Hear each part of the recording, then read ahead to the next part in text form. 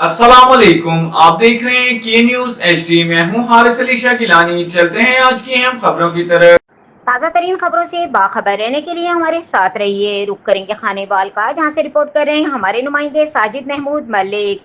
तहसीलदार चौधरी शफकत महमूद ने यौम दिफा के मौके पर कौम को अहम पैगाम दिया। चौधरी शफकत महमूद ने कहा कि 6 सितंबर पाकिस्तान की तारीख का सुनहरी दिन है, जब दुश्मन ने हमारी आज़ादी और सरजमीन को ललकारा, मगर पाकिस्तानी कौम और अफवाज ने सीसा पिलाई दीवार की तरह दुश्मन के अज़ाइम खाक में मिला दिए।